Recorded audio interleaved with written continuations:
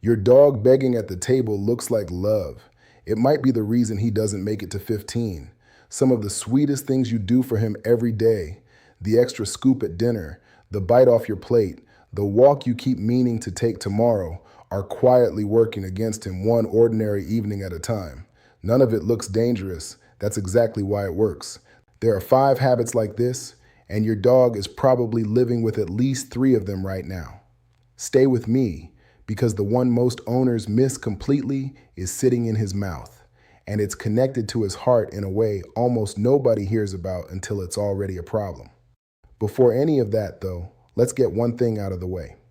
If you're the one who can't say no to those eyes at the dinner table, that's just loving a dog who's very good at asking, not some kind of character flaw. Skipping the toothbrush usually just means nobody ever sat you down and explained why it actually matters. And the affordable bag of food in your pantry, that's a budget most owners are working with. Plain and simple. None of these 5 habits make you a bad pet parent. They make you a normal one because almost nothing about any of this gets explained clearly anywhere until now. The fact that you're here watching a video about helping your dog live longer already tells the whole story about how much you love him. So let's actually talk about why some of the most ordinary things you do every day are quietly the biggest things standing between your dog and 15, 16, 17 years old. Most people assume a dog's lifespan is mostly written in his genes and his breed, and that the day-to-day stuff barely moves the needle either way. It's an easy thing to believe because the big scary risks, cancer, breed conditions, get talked about constantly, while a scoop too much of kibble or a skipped walk feels harmless in the moment. Here's the part that surprised even people who've spent years around dogs. Lifestyle turns out to be one of the most controllable levers an owner actually has.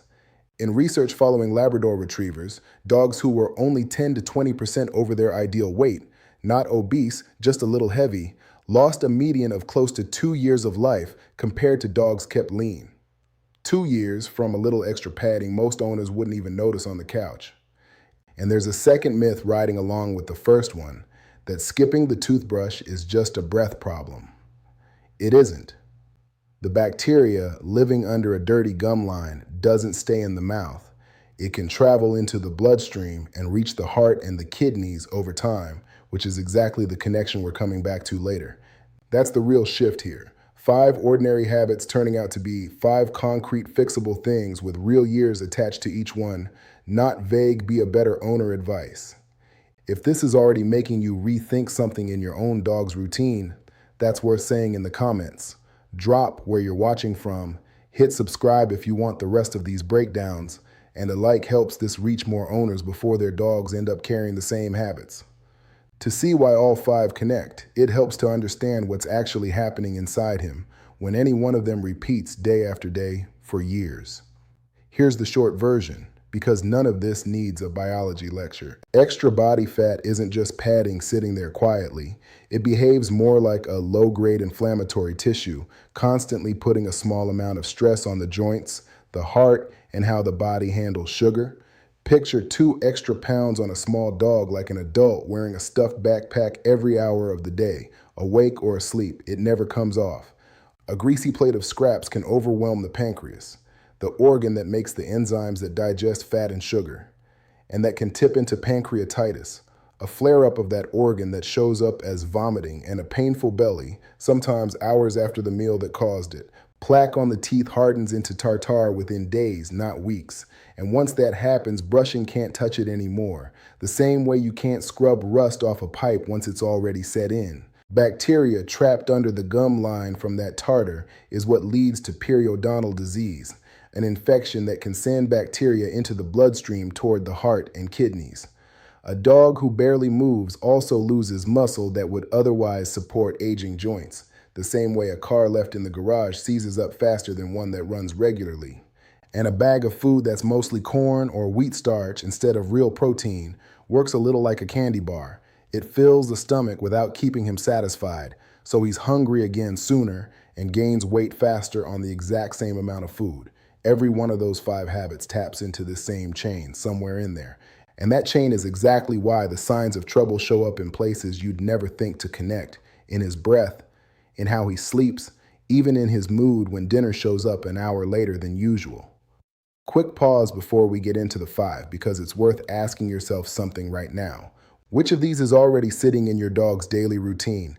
The extra scoop, the scraps, the skipped walk, the mouth nobody's checked in a while. And here's the part most people miss. What you're noticing rarely stands on its own. A habit like this usually travels with a few others, small things in your dog's day that only start to make sense once you see them together as one picture. If you're not sure how the pieces fit for your own dog or which one to start with tonight, we made a free 2-minute quiz that maps your dog's bigger picture and shows you where to begin. The link is in the pinned comment, or scan the QR code on the screen. Take it after this though, because the most important piece of this whole picture is still coming. So here's where you actually check your own dog, one thing at a time. A little softness over the ribs is completely normal on a healthy dog. That's not what we're talking about. What's different is when you press along his side and can't feel individual ribs without pushing hard, or when you look down at him from above and that waist tucked in behind the ribs has basically disappeared. That's the shift from normal into overweight territory, and it's usually an easy same week fix once you know it. Then there's the breath. Some doggy breath is just part of owning a dog. Nobody's expecting minty fresh, but breath strong enough that you find yourself turning your head away at dinner, paired with a yellow-brown crust building up right at the gum line. That combination usually means tartar has already formed under there. That one's worth a dental visit sooner rather than later, not urgent tonight, but not something to let ride for another year either. Third, watch what happens around mealtime. A little begging now and then is just a dog being a dog. But a dog who paces, whines, or won't settle until scraps actually land in front of him isn't hungry anymore. He's running a habit you taught him, probably without meaning to. Take a dog like Rosie, a 9-year-old beagle mix whose owner used to slip her the pizza crust every single night without thinking twice about it.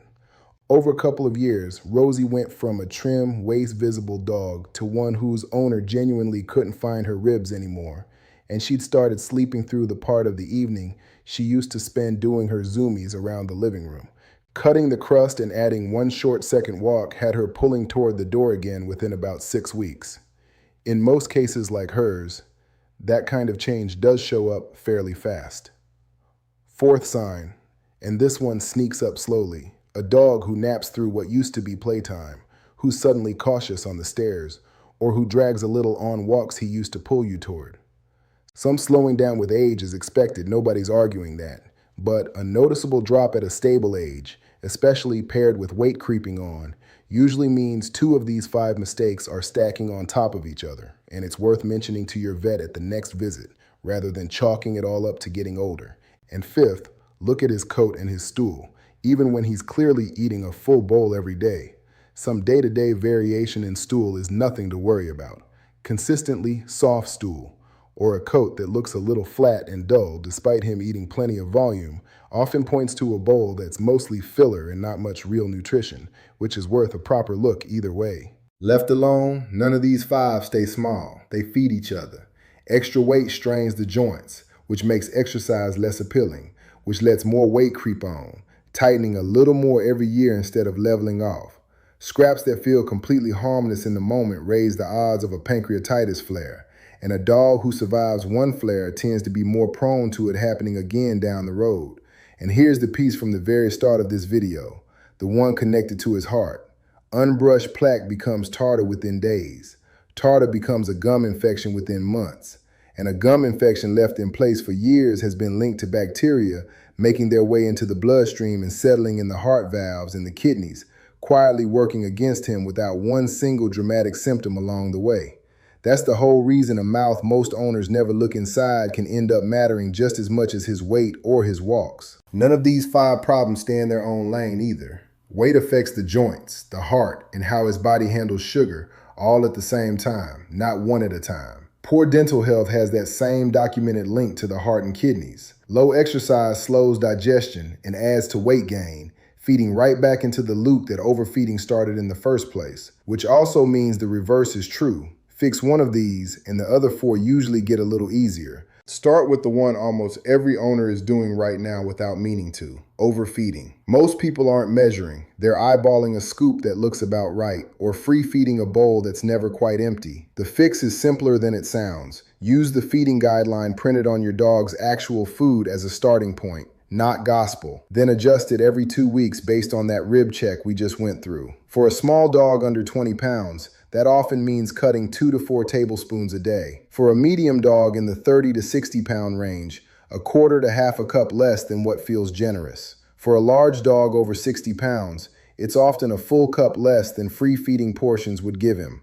Weigh him if you can, or just watch the waist. And in most cases, the scale starts moving within 4 to 6 weeks. One thing owners forget completely: treats count toward that total too, not just what's in the bowl. So if he's getting training treats all day, the kibble portion needs to shrink to match. If he's on any medication or has a health condition, run the exact target past your vet first, since some conditions change the math. Second, the food itself. A lot of budget bags lean heavily on corn or wheat starch and generic meat byproduct rather than real name meat.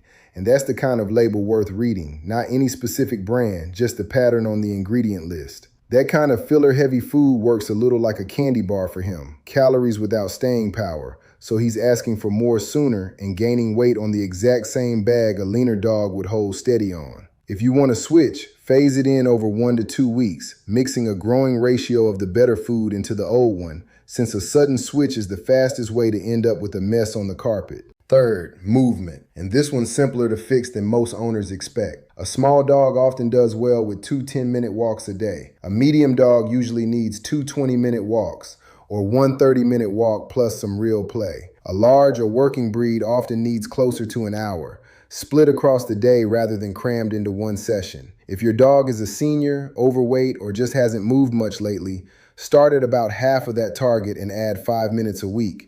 Jumping straight to the full amount can injure a dog whose joints aren't ready for it. Fourth, the scraps. And here's where we need to be genuinely careful, not just cautious. Onions and garlic in any form, including gravy. Grapes and raisins, where even one grape can trigger kidney failure. Xylitol, sometimes labeled birch sugar and hiding in some peanut butters. Chocolate and cooked bones, which splinter. All of those stay off the plate completely. No exceptions for a small piece. Beyond the outright dangerous stuff, a very fatty plate, turkey skin, bacon, fast food, is the direct trigger for that pancreatitis flare we talked about earlier. If you want to keep the ritual without the risk, swap it for a small piece of plain cooked chicken, a few baby carrots, or a spoonful of plain canned pumpkin. A teaspoon to a tablespoon for a small dog, 1 to 2 tablespoons for a medium dog, up to a quarter cup for a large one. Plain popcorn with no butter or salt, or a slice of plain cucumber, works fine too if you want variety in the rotation. And if he's ever had repeated vomiting, a hunched painful posture, or won't eat after a fatty meal, that's a same-day vet visit, not a wait-and-see situation. Which brings us to the one connected to everything we talked about earlier, his teeth. Brushing 2 to 3 times a week with an enzymatic toothpaste made for dogs, never human toothpaste, is the single biggest lever here, because it's the one thing that prevents the tartar from forming in the first place.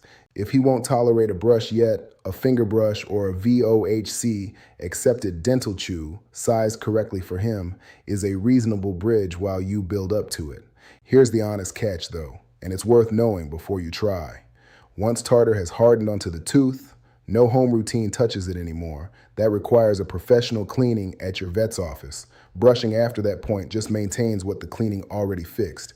Get that done, keep brushing afterward, and you're addressing the one habit on this list most directly tied to his heart and his kidneys for years to come. One more thing before you go change everything tonight: don't. His stomach can't handle a new food, a smaller portion, and a pile of new treats all landing in the same week. That's a recipe for diarrhea, not progress, and you'll burn out trying to fix 5 things by Friday. Start week 1 with the portions and the scraps, since both are free and you can start at the very next meal. Add the brushing routine in week 2, once the new feeding rhythm feels normal. Bring the walks up in week 3, gradually. And only in week 4, if you're changing his food, mix it in slowly over 10 to 14 days. And if his stool gets loose partway through, just hold the current ratio a few extra days before pushing further instead of stopping the switch entirely. It's also worth saying plainly, this pattern isn't really an accident. A lot of budget pet food puts meat by product and corn or wheat fillers at the top of the label, while the packaging out front still promises premium nutrition and it profits from bags being cheap enough that people grab them without ever flipping to the ingredient list. The same thing happens with dental chews marketed as fixing bad breath when most of them are just flavored calories with no real cleaning action and no VOHC seal backing them up. That doesn't mean every affordable food or every chew is worthless. It means the label deserves an actual look instead of blind trust in the packaging. Your own vet is still your best ally in sorting through all of it. Someone worth asking directly next time you're in. For what it's worth, dogs kept at an ideal weight tend to live roughly a year to 2 years longer than dogs carrying extra pounds. And that Labrador research we mentioned found a median loss of close to 2 years from being just 10 to 20% over ideal. Around 90% of dogs past the age of 3 already have some degree of gum disease sitting in that mouth right now. Small numbers, big difference over a decade. So tell me, out of all 5, which one is your dog's biggest offender right now? The weight, the scraps, the teeth, the walks, or the bag of food itself? Just drop the word in the comments. It helps more than you think. If any part of this helped, subscribing keeps these coming. And that free 2-minute quiz is still sitting in the pinned comment or the QR code on screen whenever you're ready for it. Whatever you change first tonight, go give him a scratch behind the ears for putting up with all of it. He's already doing his part just by being there.